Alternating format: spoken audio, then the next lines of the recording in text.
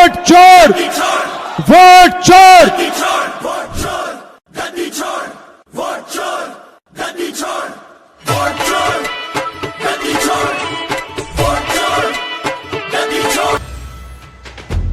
ওই যতদিন আছে মোদি শাহ আর বাংলায় আছে মমতা, একদম টেনশন নেবে না আমার দেশবাসীরা। চাকরি নেই, ফ্যাক্টরি নেই, কি হয়েছে তা? চাকরি নেই, ফ্যাক্টরি নেই, কি হয়েছে তা? কন্ট্রোলে তো চাল দিচ্ছে, তুলে এনে খা। বিয়ে হয়নি রাহুল মোদির, বিয়ে করেনি মমতা। বিয়ে হয়নি রাহুল মোদির, বিয়ে করেনি মমতা। তাই বর্তমানে টেনশনে আছে দেশের যুবক যুবতীরা। ডিজিটাল ইন্ডিয়ার ডিজিটাল ফকির, মানে আমার চোখে সে পুরুষই নয়, দেশ তাকে মহাপুরুষ বলে মানে। মিথ্যা তার চোখে মুখে, শুধু বেঁচে যায় রামের নাম করে। ডিজিটাল ইন্ডিয়ার ডিজিটাল ফকির, এরা রাজনীতিতে আবার হুমায়ুন কবির। চাণক্য নিতে খেলতে গিয়েই সাপের লেজে পা। ভোট চোর, ভোট চোর। ফেটে গেল চটে গেল কালীরামের ঢোল, বলো হরি বল হরি বল।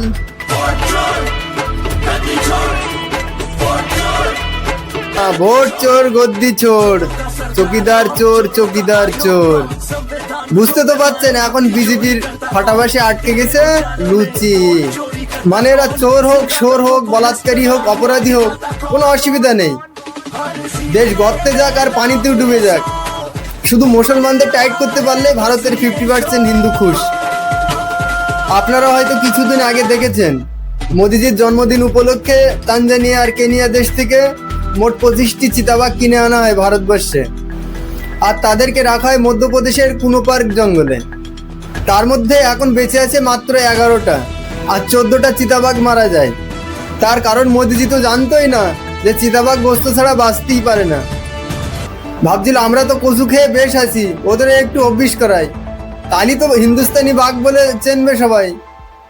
এখন যে 11টি বাঘ বেঁচে আছে তারা সহ্য করতে না পেরে মোদিজির কাছে একটা চিঠি লিখে পাঠায়। প্রিয় মোদিজি, আমরা জানি তুমি আমাদেরকে বড্ড ভালোবাসো, তোমার হাত ধরে আমরা দুনিয়া অনেক দেখেছি, এবার দয়া করে আমাদের মুক্তি দাও। আমরা জানি কালকেও আলু সেদ্ধ আর কচু পোড়ার ওপরে একটু গোশের সেন মেরে আবার খেতে দেবে। তাই মোদিজি আপনার কাছে অনুরোধ, কালকের খাবারের সাথে সাথে 50 গ্রাম করে বিষও পাঠিয়ে দেবেন, কারণ আমরা চিতা চুতিয়া নয় যে সব কিছু মেনে নেব। অনেক ধন্যবাদ মোদিজি। ইতি তোমার প্রিয় চিতা। এবার শায়রিটা একটু মন দিয়ে শুনবেন। ভারতবর্ষে মুসলমানদের যে পরিস্থিতি তাই নিয়ে শায়রি। ভালো লাগলে অবশ্যই একবার লাইক করবেন। চলো তারপর শুরু করি। মেহরবান কদরদান সাবধান, মেহরবান কদরদান সাবধান, ফকির লিখেছে সংবিধান, ফকির লিখেছে সংবিধান। সবাই খুশ, সবাই খুশ, শুধু ফেসে গেছে মুসলমান, শুধু ফেসে গেছে মুসলমান। সবাই জানে, সবাই মানে, তাই মাটিকে বলে মাটি। মাটি খাটি, মাটি দেহ, মাটি জন্মভূমি, মাটি দেশ, মাটি সোনা, মাটি স্বর্গভূমি। শুধু আব্দুল মাজির কপাল ভালো, মাটিকে সে মা বলে তালে। শুধু হাকিম সাহেবের কপাল ভালো, মাটিকে সে মা বলে তালে। এ এক দেশভক্তির নতুন ফ্যাশন। সামনে মুসলমান দেখলে ওদের দেশভক্তি জেগে ওঠে। বল জয় শ্রীরাম, বল ভারত মাতার জয়। বুঝতে পারছেন তো ব্যাপারটা? ওইসব ভক্তদের শুধু একবার বলবেন যে ভারতের 2 লাইন রাষ্ট্রগান শুনিয়ে দেখা, তারপর দেখবেন কি করি পেছন থেকে লাল সুতো বেরায় ওদের।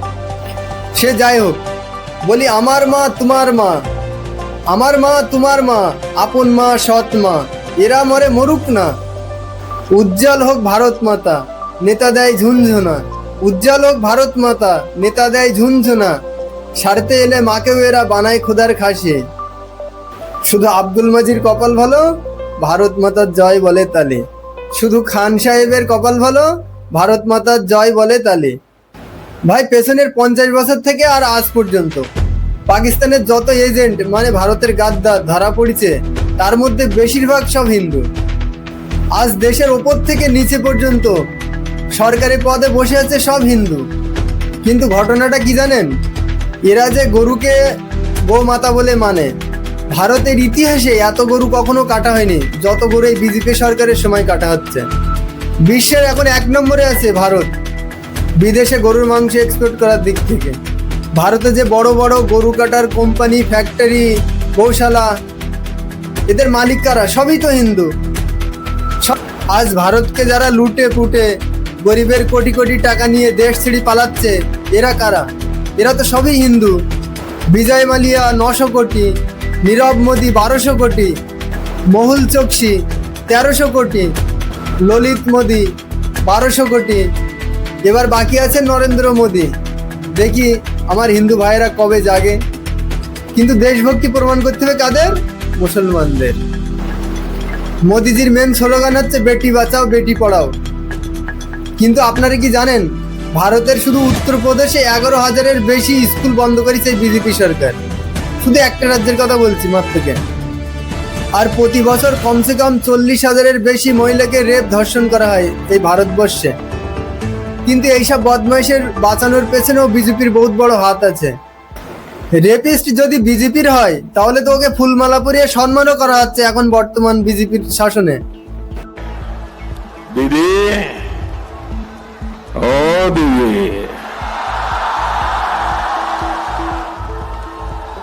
দিদি, ও দিদি।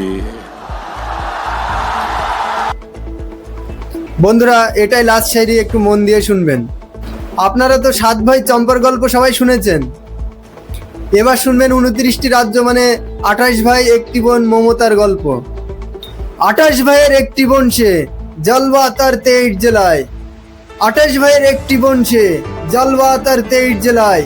যেন ফুল আছে তার গন্ধ নাই, যেন ফুল আছে তার গন্ধ নাই, তাই রাগ করে ভাই গোবর ছড়ায়।